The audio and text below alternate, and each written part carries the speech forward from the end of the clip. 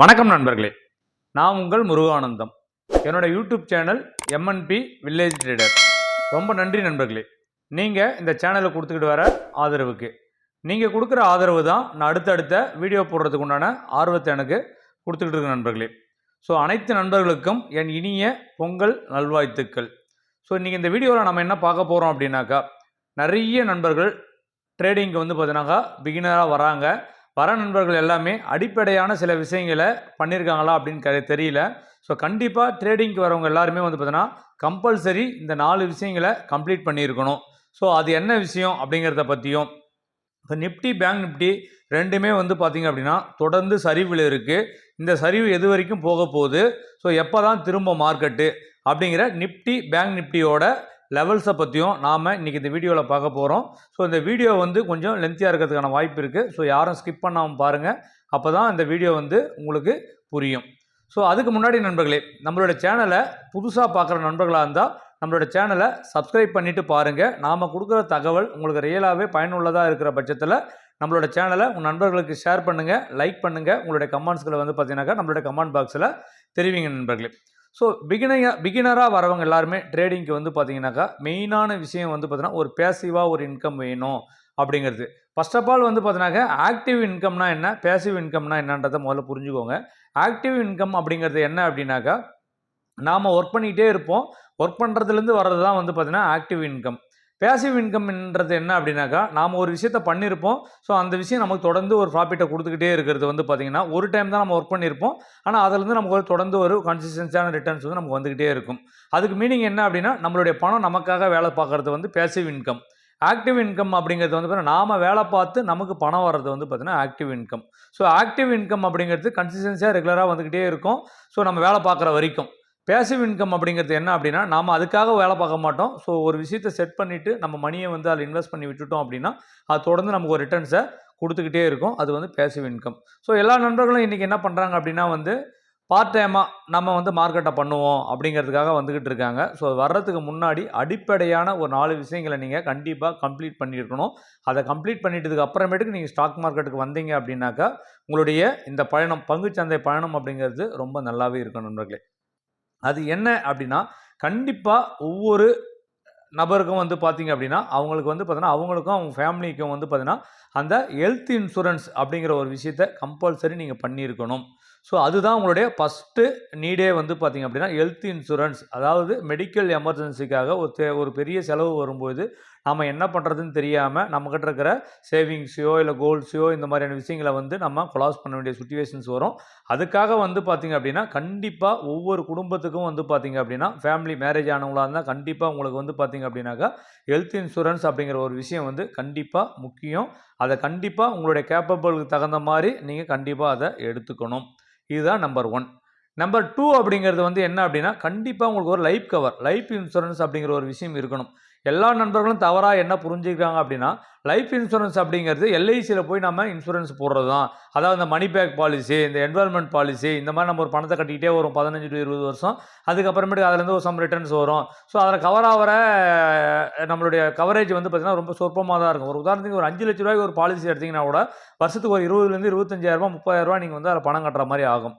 So life insurance அப்படிங்கிறது எல்ஐசியில் போய் இந்த மாதிரியான பாலிசி எடுக்கக்கூடாது. என்னோட அட்வைஸ் என்ன அப்படின்னா, டேர்ம் இன்சூரன்ஸ் எடுத்துக்கோங்க. டேர்ம் இன்சூரன்ஸ் எப்படி இருக்கணும் அப்படின்னு கேட்டிங்கன்னா, நீங்கள் என்ன சேலரி நீங்கள் வாங்கிட்டு இருக்கீங்களோ உங்களுடைய சம்பளம் இருக்கு இல்லையா, அந்த சம்பளம் இன்ட்டு 20 டைம் ஆனுவல் இன்கம் வச்சுக்கோங்க. ஒரு சிடிசி ஒரு 10 லட்ச ரூபா நீங்கள் சிடிசி வாங்கிட்டு இருக்கீங்க ஒரு வருஷத்துக்கு அப்படின்ற பட்சத்தில் குறைஞ்சது நீங்கள் 2 கோடி ரூபாய்க்கு நீங்கள் டேர்ம் இன்சூரன்ஸ் எடுத்துருக்கணும். 2 கோடி ரூபாய்க்கு டேர்ம் இன்சூரன்ஸ் எடுத்தோம்னா எவ்வளோ சார் வரும் என்னோட ப்ரீமியம் அப்படின்னா, பேஸ்டான உங்களோட ஏஜை பொறுத்து அந்த ப்ரீமியம் சேஞ்ச் ஆகும். ப்ளஸ் உங்களுக்குள்ளே இருக்கிற சின்ன சின்ன ஹெல்த் பிரச்சனையை பொறுத்து உங்களோட ப்ரீமியம் சேஞ்ச் ஆகும். ஸோ பார்த்தீங்கன்னா டேர்ம் இன்சூரன்ஸ்ன்றது 2 கோடி ரூபாய்க்கு ஆவரேஜாக ஒரு 3.5லேருந்து 4.5க்குள்ளார மந்த்லி நீங்கள் ப்ரீமியம் கட்டுற மாதிரி இருக்கும். அது எல்லாமே இன்றைக்கி எப்படி வந்துருச்சு டேர்ம் இன்சூரன்ஸ் அப்படின்னா, நீங்கள் அந்த பாலிசி பஜார் இந்த மாதிரி விஷயங்களை போய் செக் பண்ணி பார்த்துக்கலாம். ஸோ அந்த டேர்ம் இன்சூரன்ஸ் அப்படிங்கிறது ஒரு நீங்கள் கட்டுறதுலேருந்து ஒரு 72 வயசு வரைக்கும் நான் கம்பல்சரி கட்டிக்கிட்டே இருப்பேன். அதுக்குள்ளே எனக்கு ஏதாவது அன்சர்டனிட்டி வந்துச்சுன்னா அந்த பேமெண்ட் என்னோட ஃபேமிலிக்கு போயிடணும். அப்படி இல்லைனா நான் கட்டின பணம் எல்லாமே எனக்கு ரிட்டர்ன் வந்துடணும் அப்படிங்கிற மாதிரி பிளான் இருக்குது. ஸோ அந்த ரிட்டர்ன் எப்படி வரும் அப்படின்னு கேட்டிங்கன்னா, ஒன்லி கவர்மெண்ட் டேக்ஸஸ் இந்த மாதிரி விஷயங்கள் மட்டும் போக நீங்கள் கட்டின பணத்துக்கு இன்ட்ரெஸ்ட்டோ எந்த வித ரிட்டர்ன்ஸுமே வராது. நீங்கள் கட்டின பணம் மட்டும் நீங்கள் அப் டு 32 வயசு வரைக்கும் 32 இயர்ஸ் வரைக்கும் 72 ஏஜ். ஸோ எது முன்னாடி வருதோ அது மாதிரி நம்ம செலக்ட் பண்ணிக்கலாம். மினிமம் 30 இயர்ஸ் டேர்னர், அப்படி இல்லைனா 72 இயர்ஸ் 70 இயர்ஸ் அந்த மாதிரி நம்ம இயர்ஸ் உங்கள் ஏஜை பொறுத்து நீங்கள் செலக்ட் பண்ணிக்கலாம். ஸோ அதுக்குள்ளார நம்ம லைவில் இருக்கோம், நமக்கு எந்த இஷ்யூவும் இல்லைனா நம்ம கட்டின பணம் திரும்பி வந்துடும். அப்படி இல்லை அப்படின்னா நம்மளுடைய பாலிசி ஆக்டிவ் ஆகிறதுலேருந்து நமக்கு என்ன அன்சர்டனிட்டி இருந்தாலுமே நமக்கு வந்து பார்த்தீங்கன்னாக்கா அந்த டேர்ம் இன்சூரன்ஸ் அப்படிங்கிறது கவர் ஆகி நம்மளுடைய ஃபேமிலிக்கு வரும்.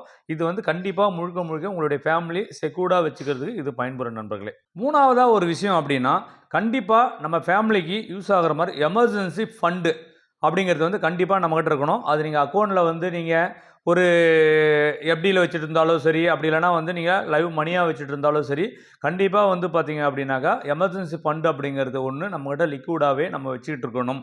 அது எதுக்காக அப்படின்னு பார்த்தீங்க அப்படின்னாக்கா, மேக்ஸிமம் அந்த எமர்ஜென்சி ஃபண்டு அப்படிங்கிறது நீங்கள் கோல்டாக கூட வாங்கி வச்சுக்கலாம். ஏன்னா டக்குன்னு ஒரு எமர்ஜென்சி வரும்போது நம்ம வச்சுக்கலாம் பேங்க்கில், இல்லைனா நம்ம விற்றுக்கலாம், எதை வேணாலும் பண்ணிக்கலாம். ஸோ கேஷாக வச்சுக்கிறது பதில் கோல்டாக வச்சுக்கலாம். அதில் சம் இஷ்யூஸ் இருக்குது. ஏன்னா செய்கூலி சேதாரம் அந்த மாதிரி. ஸோ நம்ம வைக்க போகிறோன்னா பிரச்சனை கிடையாது, விற்கிறோம் அப்படின்னா நம்ம கொஞ்சம் லாஸ் வரதுக்கான வாய்ப்பு இருக்கும். ஸோ அந்த எமர்ஜென்சி ஃபண்டு அப்படிங்கிறது நீங்கள் கேஷாகவும் வச்சுக்கலாம் அக்கௌண்ட்டில், அப்படின்னா கோல்டு மாதிரியும் வச்சுக்கலாம். அது எவ்வளோ சார் மினிமம் வச்சுட்டு இருக்கணும் அப்படின்னா, கண்டிப்பாக உங்களுடைய மந்த்லி செலவு இன்கம் இருக்கு இல்லையா, அதுலேருந்து 12 டைம்ஸாவது வந்து நீங்கள் வந்து உங்களுடைய எமர்ஜென்சி ஃபண்டை நீங்கள் வச்சுட்டு இருக்கணும். ஏன் அப்படின்னா நமக்கு ஒரு டக்குன்னு ஒரு எமர்ஜென்சி வரும்போது நமக்கு அதுதான் நமக்கு ஹெல்ப்ஃபுல்லான விஷயங்களாக இருக்கும். இதுதான் தேர்டான விஷயம். ஃபோர்த்து என்ன அப்படின்னாக்கா வந்து பார்த்தீங்கன்னாக்கா, நீங்கள் பங்குச்சந்தைக்குள்ளார நேரடியாக ட்ரேடிங்க்கு வர்றதுக்கு முன்னாடி கம்பல்சரி சின்ன சின்ன ஸ்டாக்ஸ் வாங்கி வைக்கிறது, ப்ளஸ் மியூச்சுவல் ஃபண்டில் இன்வெஸ்ட் பண்ணுறது. கண்டிப்பாக நீங்கள் ஸ்டாக்ஸாக வாங்கி வைக்க முடியல அப்படின்னா கூட மியூச்சுவல் ஃபண்டில் கண்டிப்பாக உங்களுக்கு ஒரு எஸ்ஐபி போயிட்டுருக்கணும். ஸோ மியூச்சுவல் ஃபண்டில் வந்து நீங்கள் வச்சுட்ருக்கணும் ஒரு இன்வெஸ்ட்மெண்ட்டு. ஸோ இந்த 4 விஷயங்களையும் நீங்கள் கம்பல்சரி ஃபுல்ஃபில் பண்ணால் மட்டும் இண்டெக்ஸ் ட்ரேடிங்க்கு வாங்க, F&O ட்ரேடிங்க்கு வாங்க அப்படிங்கிறத நான் சொல்லுவேன்.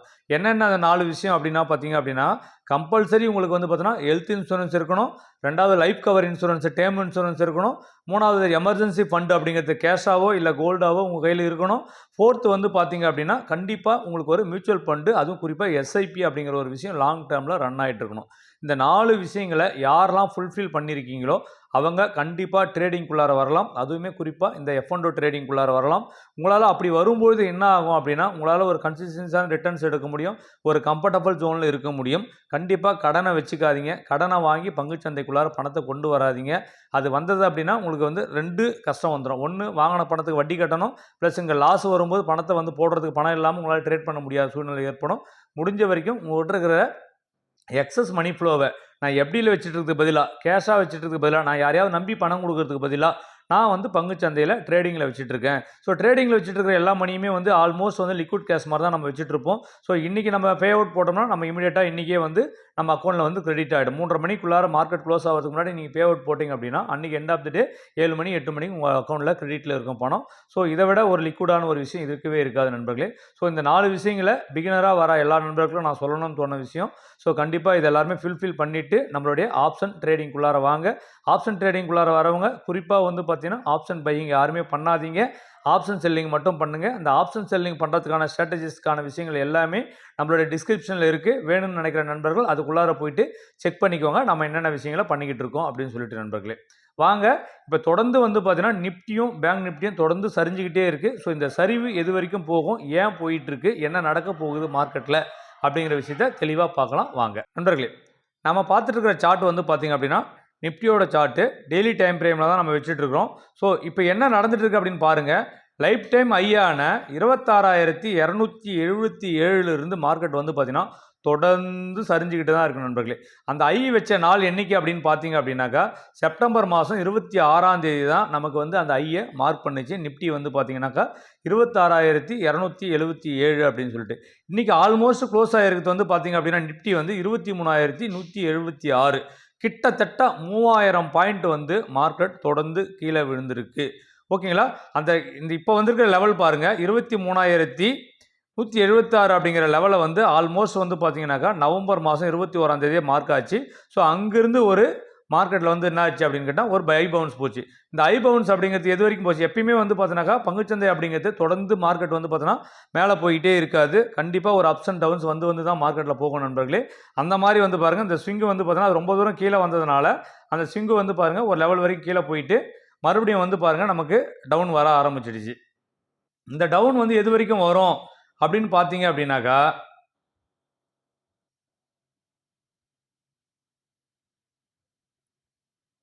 இப்போ பாருங்கள் மார்க்கெட் தொடர்ந்து இதிலிருந்து ஒரு ரேலி வந்துகிட்டே இருந்தான். இந்த ரேலி வந்துட்டு இங்கே வந்து சப்போர்ட் எடுத்துகிட்டு அகைன் பாருங்கள் மார்க்கெட் ஒரு சொங்கு மறுபடியும் மேலே போயிட்டு அகைன் வந்து கீழே வந்து மறுபடியும் போயிட்டு மறுபடியும் கீழே உடச்சிட்டான். இப்போ உடச்சிட்டான்னு பார்த்தீங்க அப்படின்னா இந்த லெவல்லேருந்து பாருங்கள் ஆல்மோஸ்ட் நம்ம ட்ரா பண்ணி வச்சுருக்கோம். இந்த லெவலை வந்து அவன் பிரேக் பண்ணிட்டதுனால கண்டிப்பாக மார்க்கெட் கீழே வரதுக்கான வாய்ப்பு நிறையவே இருக்குது. அப்படி வந்துச்சுன்னா இது எது வரைக்கும் வரதுக்கான வாய்ப்பு இருக்குது அப்படின்னு பார்த்தீங்க அப்படின்னாக்கா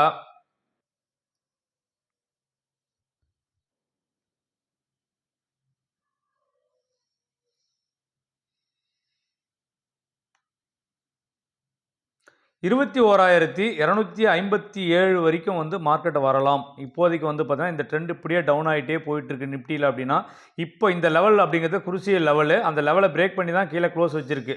ஓகேங்களா? ஸோ அந்த எந்த லெவல் அப்படின்னு பார்த்தீங்க அப்படின்னா 23,269 அப்படிங்கிறது நிஃப்டியில் வந்து ஸ்ட்ராங் சப்போர்ட்டாக ரன் ஆகிட்டு இருந்தது. அந்த ஸ்ட்ராங் சப்போர்ட் வந்து பார்த்தீங்கன்னா என்னைக்கில் இருந்து அப்படின்னு பார்த்தீங்கன்னா ஆல்மோஸ்ட் லாஸ்ட் ஜனவரியிலிருந்து அந்த லெவலை பிரேக் பண்ணாமே இருந்தது. ஸோ அந்த லெவலை இந்த ஜனவரியில் நமக்கு பிரேக் பண்ணிடுச்சு. கடைசி 1 இயராக எது நமக்கு வந்து சப்போர்ட்டாக ரன் ஆகிட்டு இருந்ததோ அந்த சப்போர்ட்டை இப்போ நமக்கு பிரேக் பண்ணி க்ளோஸ் வச்சிருக்கு. நமக்கு வந்து பார்த்தீங்கன்னா என்றைக்குன்னா நேற்று வந்து பார்த்தீங்கன்னா இன்றைக்கி சின்னதாக ஒரு ரீட்ரேஸ்மெண்ட்டு பாருங்கள். இறங்குறது மார்க்கெட்டில் வந்து பார்த்தீங்கன்னா தொடர்ந்து 300 பாயிண்ட் 400 பாயிண்ட் இறங்கிட்டு இருக்கு. இன்றைக்கி வந்து பாருங்கள் ஜஸ்ட்டு வந்து பார்த்தீங்கன்னாக்கா எவ்வளோ ஒரு 90 பாயிண்ட் மார்க்கெட் அப்போ ஆன மாதிரி இருக்குது. இது வந்து ஜஸ்ட்டு வந்து நம்மளை ட்ராப்பில் கொண்டு வர்றது தான். தொடர்ந்து நம்மளுடைய மார்க்கெட் வந்து பார்த்தீங்கன்னா வீக்காக தான் இருக்குது. இது வந்து பார்த்தீங்கன்னா இமிடியேட் சப்போர்ட் அப்படின்னு பார்த்தீங்கன்னா 21,783 வரைக்கும் வர்றதுக்கான வாய்ப்பு இருக்குது. இந்த மார்க்கெட் வந்து டவுன் வந்து பார்த்தீங்கன்னா இது வந்து ஒரே நாள் இன்ட்ராடே லெவலான்னு கேட்டிங்கன்னா இன்ட்ராடே லெவல் கிடையாது. இது வந்து பார்த்தீங்கன்னா பொசிஷனல் லெவல். பொசிஷன் லெவல் அப்படின்னா மார்க்கெட் தொடர்ந்து ஒரு 2 நாள் இறங்கும், ஒரு நாள் ஏறும், மறுபடியும் ஒரு 3 நாள் இறங்கும், ஒரு 2 நாள் ஏறும். இப்படி ஏறி இறங்கிட்டு வந்தாலுமே கண்டிப்பாக மார்க்கெட் அப்படிங்கிறது 21,257 அப்படிங்கிற லெவல் வரைக்கும் கண்டிப்பாக வர்றதுக்கான வாய்ப்பு இருக்குது. இப்போ மார்க்கெட் வந்து பார்த்தீங்கன்னா இமீடியட்டாக இங்கே வராது.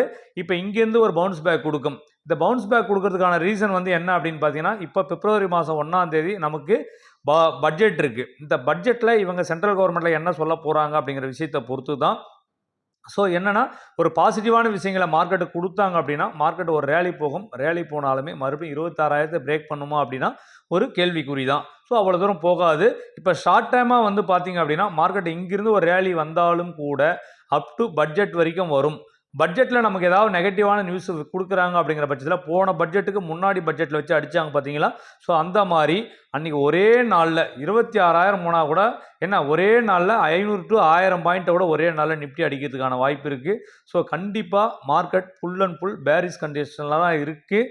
ஸோ அதனால் வந்து பார்த்தீங்க அப்படின்னா புதுசாக இன்வெஸ்ட்மெண்ட் பண்ணணும் மார்க்கெட்டில் நினைக்கிறவங்க எவ்ரி 5% ஃபாலோ ஆகிறப்போ கண்டிப்பாக உங்களுடைய நல்ல ஸ்டாக்கு அதுவும் ப்ளூ சிப் ஸ்டாக்கில் வந்து பார்த்தீங்கன்னா நிஃப்டி 50க்குள்ளே இருக்கிற கம்பெனிஸில் ஸ்டாக்கை செலக்ட் பண்ணி நீங்கள் கொஞ்சம் கொஞ்சமாக இன்வெஸ்ட் பண்ணுங்கள். அதனோட இன்வெஸ்ட்மெண்ட் எப்படி இருக்கணும் அப்படின்னா மார்க்கெட்டில் நீங்கள் 10,000 இன்வெஸ்ட் பண்ண போகிறீங்க அப்படின்னா 1,000 தான் இப்போ நீங்கள் இன்வெஸ்ட் பண்ணணும். அந்த மாதிரி எவ்ரி ஃபால் வரும்போது மார்க்கெட்டில் நீங்கள் ஆட் பண்ணிக்கிட்டே வாங்க. நான் சொல்கிறது வந்து ஈக்விட்டியில் இன்வெஸ்ட்மெண்ட் பண்ணுறவங்க. ஆல்ரெடி இன்வெஸ்ட்மெண்ட் பண்ணவங்க லாங் டேர்ம் ட்ரேடராக இருக்கீங்க அப்படின்னாக்கா கண்டிப்பாக உங்களுடைய போர்ட்ஃபோலியோ வந்து பார்த்தீங்கன்னா ரெட்டில் தான் இருக்கிறதுக்கான வாய்ப்பு இருக்குது. ஆல்ரெடி உங்களுடைய போர்ட்ஃபோலியோ க்ரீனில் இருந்துச்சு அப்படின்னா அந்த க்ரீனில் இப்போ பர்சன்டேஜ் ஆஃப் ப்ராஃபிட் உங்களுக்கு குறைஞ்சதுக்கான வாய்ப்பு இருக்குது. நீங்கள் லாங் டேர்ம் ட்ரேடர் அப்படிங்கிற பட்சத்தில் போர்ட்ஃபோலியோ பற்றி கவலைப்படாதீங்க. மார்க்கெட்டை இறங்க நீங்கள் ஆட் பண்ணிக்கிட்டே இருங்க. இல்லை நான் வந்து ஒரு ஷார்ட் டேர்ம் ட்ரேடர் அப்படின்னு நினைக்கிற நண்பர்கள் என்ன பண்ணலாம் அப்படின்னா இப்போ இருக்கிற ப்ராஃபிட்டை நீங்கள் புக் பண்ணிவிட்டு அகைன் மார்க்கெட் டவுன் ஆக நீங்கள் எடுக்கலாம். ஸோ அதனால் நீங்கள் ஷார்ட் டேர்ம் ட்ரேடராக லாங் டேர்ம் ட்ரேடராக அப்படிங்கிறத நீங்கள் தான் டிசைட் பண்ணிக்கணும். என்னோட பார்வை நிஃப்டி அப்படிங்கிறது ஃபுல் பேரிஷ் ட்ரெண்டில் தான் இருக்குது. கண்டிப்பாக இது 21,783 அப்படிங்கிற லெவலில் திரும்பலாம். அப்படி இல்லைனா ஒஸ்ட் சினாரியோவில் 21,257 லெவலில் திரும்பறதுக்கான வாய்ப்பு நிறையவே இருக்குது. மார்க்கெட் வந்து பார்த்தீங்கன்னா இது 2 லெவல்லையுமே திரும்பலைன்னா 20,000 மார்க்கெட் கண்டிப்பாக போயிடும். எத்தனை தூரத்துக்கும் பார்க்குறப்போ பார்த்தீங்கன்னா ஒரு பாசிட்டிவான விஷயங்கள் எதுவுமே கிடையாது. மார்க்கெட் இங்கிருந்து மேலே போகிறதுக்கான காரணங்கள் எதுவுமே கிடையாது. அது குளோபலாகவும் சரி நம்மளுடைய இன்டர்னலாலும் சரி. ஸோ பெருசாக மார்க்கெட் வந்து மேலே போகிறதுக்கான வாய்ப்பு கிடையாது. ட்ரெண்டு வந்து தொடர்ந்து பேரிஸில் தான் இருந்துகிட்டு இருக்கு நண்பர்களே. ஸோ இன்வெஸ்டார் அப்படிங்கிறவங்க நீங்கள் இன்வெஸ்டாராக ட்ரேடரான்னு டிசைட் பண்ணிக்கோங்க. ஸோ நம்மளை பொறுத்தவரைக்கும் F&O ட்ரேடரை பொறுத்த வரைக்கும் கவலை கிடையாது. நம்ம எல்லாமே இன்ட்ராடே பிளேயராக இருக்கும்போது ப்ராஃபிட்டோ லாஸோ நம்ம அன்னன்னைக்கு நம்ம க்ளோஸ் பண்ணிட்டு வருவோம். ஸோ அதை பற்றி ஒரி பண்ண வேண்டிய அவசியம் கிடையாது. சரிங்க சார், பேங்க் நிஃப்டி என்ன தான் சொல்லுது அப்படின்னு பார்த்தீங்க அப்படின்னாக்கா பேங்க் நிஃப்டியோட லெவல்ஸ் வந்து பாருங்கள் இதுதான். அது ஒன்றுமே வந்து பார்த்தீங்கன்னாக்கா 54,469 அப்படிங்கிற லைஃப் டைம் ஐயை வந்து அதே நாளில் தான் அவனுமே டச் பண்ணான். கிட்டத்தட்ட 26ஆம் தேதி செப்டம்பர் மாதம். அதுக்கப்புறம் தொடர்ந்து வந்து பார்த்தீங்க அப்படின்னா மார்க்கெட் வந்து ஒரு கன்சால்டேஷன் பேஸில் தான் இருந்தது. அவனுமே குருசியல் சப்போர்ட் ஆன பேங்க் நிஃப்டி 49,000 49,600 அப்படிங்கிற லெவலை வந்து அவனுமே பிரேக் பண்ணி மார்க்கெட் கீழே வந்துட்டான். ஸோ அது வந்து பார்த்தோன்னாக்கா தொடர்ந்து பேங்க் நிஃப்டி விட பேங்க் நிஃப்டி தான் வேறு லெவலில் ஃபாலோ ஆகிட்டு இருக்கு. இதுக்கே வந்து பார்த்தோன்னா அது வீக்லி எக்ஸ்பைரி கிடையாது, மந்த்லி எக்ஸ்பைரியில் இருக்குது. மந்த்லி எக்ஸ்பைரியில் இருந்துமே அதனுடைய மொமெண்டம் ரொம்ப ஹெவியாக தான் ஃபாலோ ஆகிட்டா இருக்கான். இப்படியே வந்தது அப்படின்னா இமிடியேட் சப்போர்ட் அப்படிங்கிறது பொசிஷனலாக வந்து பார்த்தீங்கன்னா 46,757 அப்படிங்கிற லெவல் வரைக்கும் பேங்க் நிஃப்டி வரலாம். இப்போ இன்றைக்கி கொடுத்துருக்க ரேலி அப்படிங்கிறது நம்மளை கன்ஃபியூஸ் பண்ணுறதுக்கான ரேலி. இது போனால் மறுபடியும் 49,640 அப்படிங்கிற லெவல் வரைக்கும் வரும். எப்போ வந்து நம்ம மார்க்கெட்டில் வந்து ஓரளவுக்கு மேலே போகிறதுக்கான வாய்ப்பு இருக்குது அப்படின்னா 51,578 அப்படிங்கிற லெவலில் பிரேக் பண்ணிச்சு அப்படின்னா ஹையர் சைடில் வந்து ஒருவேளை மறுபடியும் அந்த லைஃப் டைம் ஐயை போய் டச் பண்ணிட்டு வரதுக்கான வாய்ப்பு இருக்குது. லைஃப் டைம் ஐயை பிரேக் பண்ணணுமா அப்படின்னா பட்ஜெட்டில் நம்மளுடைய அம்மையார் என்ன சொல்ல போகிறாங்க அப்படிங்கிற விஷயத்தை பொறுத்து தான் பேங்க் நிஃப்டி நம்மளுடைய லைஃப் டைம் வந்து ஐயை வந்து பிரேக் பண்ணி போகுமா அப்படிங்கிறது. இதுவுமே பேரிஷ் ட்ரெண்டில் தான் இருக்குது. பேங்க் நிஃப்டியை பொறுத்த வரைக்கும் தொடர்ந்து ஃபாலோ ஆகிட்டே இருக்குது. ஸோ எனிவே வந்து பேங்க் நிஃப்டியை பொறுத்த வரைக்கும் பேங்கிங் ஸ்டாக் எல்லாமே நல்லாவே இறங்கியிருக்கு. ஸோ எவ்ரி இறங்குறப்பவும் நல்ல நல்ல ஸ்டாக் வந்து பார்த்தீங்க அப்படின்னா ஒரு மினிமம் இன்வெஸ்ட்மெண்ட்டாக எடுத்து வச்சுக்கலாம். Long term trader, short term trader யாருமே இப்போதைக்கு எந்த பொசிஷனும் எடுக்க வேண்டிய அவசியம் கிடையாது. இருக்கிற பொசிஷனல் ப்ராஃபிட்டில் இருந்தீங்கன்னா எக்ஸிட் பண்ணலாம், அது உங்களுடைய ரிஸ்க்கு பொறுத்து தான். ஸோ இல்லை நான் ஆட் பண்ணிக்கிட்டே போகிறன்றவங்க ஆட் பண்ணலாம், வெயிட் பண்ணுறவங்க வெயிட் பண்ணலாம். ஸோ இதுதான் வந்து நம்ம சொல்கிற விஷயங்கள் எல்லாமே ஒரு எஜுகேஷன் பர்பஸ்க்காக சொல்லிட்டு இருக்கோம். ஸோ நீங்கள் எந்த ஒரு முடிவு எடுக்கிறதுக்கு முன்னாடியும் உங்களுடைய ஃபினான்ஷியல் அட்வைசர்கிட்ட நீங்கள் அட்வைஸ் வாங்கிக்கோங்க. ஸோ இந்த பேங்க் நிஃப்டியை பொறுத்தவரை நம்ம இவ்வளோ பெரிய மூமெண்டம் இருந்தாலுமே நம்மளுடைய பேங்க் நிஃப்டி நான் எக்ஸ்பைரி டே ஸ்ட்ராட்டஜி அப்படிங்கிறது நல்ல ரிசல்ட்டை எவ்ரிடே கொடுத்துட்ருக்கு. ஸோ ஓவராலாக நிஃப்டியும் சரி பேங்க் நிஃப்டியும் சரி பேரிஷ் ட்ரெண்டில் தான் இருக்குது. இப்போ சின்னதாக ஒரு ரேலி வரதுக்கான வாய்ப்பு இருக்குது. அது எது வரைக்கும் வரும் அப்படின்னா வந்து பிப்ரவரி மாதம் 1ஆம் தேதி பட்ஜெட்டை பேஸ் பண்ணி ஒரு ரேலி வரும். ரேலி வந்ததுன்னா கண்டிப்பாக பட்ஜெட் அன்னைக்கு செகண்ட் ஹாப்பில் நம்மளை வச்சு செய்கிறது நிச்சயம். ஓகேங்களா? ஸோ இல்லை மார்க்கெட் வந்து பார்த்தோன்னாக்கா இப்படியே டவுன்ஃபால் ஆகிட்டே இருக்கும் அப்படின்னா பட்ஜெட்டில் ஏதாவது ஒரு விஷயம் நமக்கு பாசிட்டிவான விஷயம் சொல்லும்போது மார்க்கெட்டுங்கிறது மேலே போகிறதுக்கான வாய்ப்பு இருக்குது நண்பர்களே. ஸோ இதுதான் இப்போ இருக்கிற என்னோட வியூவுக்கு நிஃப்டியும் பேங்க் நிஃப்டியோட ஸ்டேட்டஸ் வந்து பார்த்தீங்க அப்படின்னாக்கா. அதனால் வந்து நண்பர்களே, ஸோ இந்த மார்க்கெட்டோட டவுனோ அப்போ இதெல்லாமே யார் ஒரி பண்ண வேண்டிய விஷயங்கள் அப்படின்னா இன்வெஸ்டராக இருக்கிறவங்க மட்டும் தான் ஒரி பண்ண வேண்டிய விஷயம். அதுவுமே கூட பார்த்தோன்னா அவங்க ரொம்ப வருத்தப்படணும் அப்படிங்கிற அவசியம் கிடையாது. ஏன்னா இன்வெஸ்ட்மெண்ட் அப்படிங்கிறது நம்ம லாங் டேர்முக்காக தான் வைக்கிறோம். மார்க்கெட்டில் இந்த அப்ஸ் அண்ட் டவுன்ஸ் எல்லாமே வரும். ஒவ்வொரு டவுனுமே நம்ம வாங்குறதுக்கான ஒரு ஆப்பர்ச்சுனிட்டியாக யூஸ் பண்ணி நம்ம பை பண்ணிக்கணும் நண்பர்களே. ஓகேங்களா? ஸோ இது வந்து இன்வெஸ்டரை பொறுத்தவரை நீ பெருசாக மார்க்கெட்டில் பேனிக் ஆக வேண்டிய விஷயம் கிடையாது. ட்ரேடரை பொறுத்த வரைக்கும் சுத்தம் மாட்ட மேட்சமாக கோல போட்டோம்ன்ற கதை தான். நம்ம அன்னன்னைக்கு என்ன கிடைச்சது, நமக்கு ப்ராஃபிட்டாக லாஸாக, இன்றைக்கி நம்ம என்ன கிடைச்சது அப்படிங்கிற மாதிரி நம்ம ட்ரேட் பண்ணுறோம். ஸோ ப்ராஃபிட்டாக இருந்தாலும் லாஸாக இருந்தாலும் நம்ம அன்றைக்கே நம்மளுடைய கால்குலேஷனை க்ளோஸ் பண்ணிடுறோம். ஸோ முடிஞ்ச வரைக்கும் எல்லாருமே வந்து பார்த்தோன்னாக்கா ஆப்ஷன் செல்லராக இருங்க, ஆப்ஷன் பையிங் பண்ணாதீங்க. அதுவும் வந்து குறிப்பாக வந்து பார்த்தோன்னா இண்டெக்ஸில் மட்டுமே பண்ணுங்கள். ஸ்டாக் ஆப்ஷன்ஸ் பக்கம் அதிகம் போகாதீங்க, அங்கே ரிஸ்க் அதிகம். இண்டெக்ஸ் அப்படின்னா வந்து பார்த்தீங்கன்னா நிஃப்டி இல்லை பேங்க் நிஃப்டியில் மட்டும் பண்ணுங்கள். சென்செக்ஸ் ஓரளவுக்கு இப்போ நல்லாவே வால்யூம் கொடுத்துக்கிட்டு இருக்குது. பின் நிஃப்டிலையும் மிட் கேப் நிஃப்டிலையும் வால்யூம் ப்ராப்ளம் இருக்குது, லிக்விடிட்டி இஷ்யூ இருக்குது. ஸோ அந்த பக்கம் யாருமே போகாதீங்க. பேங்க் நிஃப்டி சென்செக்ஸில் மட்டும் உங்களுக்கு என்ன ஸ்ட்ராட்டஜி தெரியுமோ அந்த ஸ்ட்ராட்டஜியை ஃபாலோ பண்ணி ட்ரேட் பண்ணுங்கள். முடிஞ்ச வரைக்கும் ஆப்ஷன் செல்லிங் பண்ணுங்கள். எல்லாருமே சிஸ்டம் பேஸ்டு ட்ரேடாக பண்ணுங்கள், ஆல்கோ ட்ரேடிங் பண்ணுங்கள். அந்த ஆல்கோ உங்களுக்கு என்ன பிடிக்குதோ அதை பண்ணுங்கள். நம்மளை பொறுத்த வரைக்கும் இந்த ஆல்கோ ட்ரேடிங் அப்படிங்கிறது குவான்மேனை வந்து நம்ம சஜஸ்ட் பண்ணிட்டு இருக்கோம். குவான்மேனில் தான் நம்ம ட்ரேட் பண்ணிட்டு இருக்கோம். நாம் வந்து பார்த்தீங்கன்னா ஆப்ஷன் செல்லிங் மட்டும் தான் பண்ணிட்டு இருக்கோம். ஸோ அந்த ஆப்ஷன் செல்லிங்கான ஸ்ட்ராட்டஜிஸ்லாம் வேணும்னு நினைக்கிறவங்க இந்த லிங்க்கில் இருக்கிற கீழே இருக்கிற டிஸ்கிரிப்ஷனில் இருக்க லிங்க்கு, அந்த லிங்க்கில் போய்ட்டு நீங்கள் செக் பண்ணிக்கலாம். நம்ம என்னென்ன டைப் ஆஃப் ஸ்ட்ராட்டஜிஸ் கொடுக்குறோம், என்னன்றதை கொடுக்கலாம். எல்லாமே இது வந்து பெய்டு கோர்ஸ் தான், ஃப்ரீ கோர்சஸ் கிடையாது. ஸோ பேசிக்கான விஷயங்களை தெரிஞ்சுக்கணும் அப்படின்னு நினைக்கிற நண்பர்கள் எல்லாருமே நம்மளோட யூடியூப் சேனல்ஸில் என் நம்பர் ஆஃப் வீடியோஸ் கிட்டத்தட்ட 100கணக்கான வீடியோஸை போட்டிருக்கோம். ஸோ ஆரம்பத்துலேருந்து நம்மளோட வீடியோஸ் எல்லாமே பாருங்கள். கண்டிப்பாக உங்களுக்கு பேசிக்கான விஷயங்கள் எல்லாமே நம்மளோட யூடியூப் சேனல் ஃபுல்ஃபில் பண்ணும் அப்படின்னு நான் நம்புகிறேன். எல்லா விஷயங்களும் நம்ம தமிழில் தெளிவாக புரிகிற அளவுக்கு தான் போட்டிருக்கோம் நண்பர்களே. ஸோ நம்மளோட வீடியோஸ் எல்லாமே உங்களுக்கு பிடிக்கிற பட்சத்தில் நம்மளோட சேனலை சப்ஸ்கிரைப் பண்ணுங்கள், லைக் பண்ணுங்கள், உங்கள் நண்பர்களுக்கு ஷேர் பண்ணுங்கள் நண்பர்களே. உங்களுடைய கருத்துக்களை எதுவாக இருந்தாலுமே நம்மளுடைய கமெண்ட் பாக்ஸில் தெரிவிங்க. பங்குச்சந்தை அப்படிங்கிறது வந்து பார்த்தா ஈஸியாக பணம் ஈட்டக்கூடிய இடம் தான், அது அவ்வளோ ஈஸி கிடையாது. கண்டிப்பாக லேர்னிங்ஸ் அப்படிங்கிறது ரொம்ப ரொம்ப இம்பார்ட்டண்ட். கற்றுக்கிற விஷயத்துக்கு நீங்கள் செலவு பண்ணுறதுக்கு கணக்கு பார்த்தீங்க அப்படின்னா அதை விட பல மடங்கான மணியை வந்து நீங்கள் பங்குச்சந்தையில் இழக்க வேண்டிய அபாயம் ஏற்படும். ஸோ கற்றுக்கிறதுக்கு என்றைக்குமே கால்குலேட் பண்ணிக்காதீங்க. யாரையா ஒரு ஆளை மென்டாராக செலக்ட் பண்ணுங்கள். அந்த மென்டார் சொல்கிற விஷயங்களை நீங்கள் ஸ்ட்ரிக்டாக ஃபாலோ பண்ணுங்கள். ஸோ ஜம்பாகி போகாதீங்க. அது பர்சன் டு பர்சனாக இருந்தாலும் சரி, இண்டெக்ஸ் டு இண்டெக்ஸாக இருந்தாலும் சரி, ட்ரேடிங் ஸ்ட்ராட்டஜியாக இருந்தாலும் சரி, ஜம்ப் ஆகாதீங்க. ஒரு விஷயத்தை ஃபாலோ பண்ணுறீங்கன்னா கன்சிஸ்டன்சியாக ஃபாலோ பண்ணுங்கள். கன்சிஸ்டன்சியாக கண்டிப்பாக ப்ராஃபிட் கொடுக்கும். திரும்பவும் இந்த வீடியோவில் நம்ம சொல்லக்கூடிய ஒரே ஒரு விஷயம் அப்படின்னா, நீங்கள் எப்பயுமே பங்குச்சந்தையில் ஒரே இரவில் வந்து அதானி ஆயினும் அம்பானி ஆயினும் நம்மளுடைய கடன் எல்லாமே இது தீர்த்து வச்சிடும், பெரிய அளவில் ரிட்டர்ன்ஸ் கொடுக்குறோம் அப்படின்னு பங்குச்சந்தையில் எக்ஸ்பெக்ட் பண்ணாதீங்க. உங்களோட கேபிட்டல் கேபிட்டலுக்கு எனக்கு இத்தனை பர்சன்டேஜ் ஆஃப் ரிட்டர்ன்ஸ் வந்தால் போதும்னு நினைக்கிறேன் நண்பர்களே. கண்டிப்பாக நான் சொல்ல நல்ல ரிட்டர்ன்ஸ் அப்படிங்கிறது 10 லட்ச ரூபாய் கேபிட்டல் வச்சுங்கிறவங்க மினிமம் எனக்கு 5% ஃபார் மந்த் ரிட்டர்ன்ஸ் கிடைச்சா போதும் அப்படின்னு நீங்கள் நினச்சிங்கனாவே பார்த்தீங்க அப்படின்னா ஃபார் மந்த் உங்களுக்கு பார்த்தீங்கன்னா 50,000 ரூபாய் ரிட்டர்ன்ஸு. ஸோ கிட்டத்தட்ட 1.5 இயரில் உங்களுடைய கேபிட்டல் டபுள் ஆகிடும். இது எந்த ஒரு இடத்துலையுமே எந்த ஒரு இன்வெஸ்ட்மெண்ட்லையுமே இது நடக்காது. இந்த அளவுக்கு லிக்விடிட்டி நமக்கு இருக்காது. ஸோ மினிமம் 5% ரிட்டர்ன்ஸ் உங்களால் எடுக்கணும் அப்படின்னு ஒரு ஸ்ட்ராட்டஜி பில்ட் பண்ணி பங்கு சந்தைக்கு வாங்க. உங்களுடைய 10 லட்ச ரூபா கேபிட்டல் அப்படிங்கிறது 1.5 இயரில் டபுள் ஆகிடும். இந்த ப்ராஃபிட்டை நீங்கள் கன்சிஸ்டன்சியாக எடுக்கிற பட்சத்தில் வித்தின் 4 இயர்ஸில் 1 கோடி ரூபாய் உங்கள்கிட்ட பணம் இருக்கும். இதுக்கு நீங்கள் பண்ண வேண்டிய விஷயங்கள் எல்லாமே ஸ்ட்ராட்டஜின்னு ஓடுற விஷயங்களை தவிர்த்து நீங்கள் என்ன பண்ணணும் அப்படின்னா ஒரு கன்சிஸ்டன்ஸான ஒரு ஸ்ட்ராட்டஜியை ஃபாலோ பண்ணுங்கள்.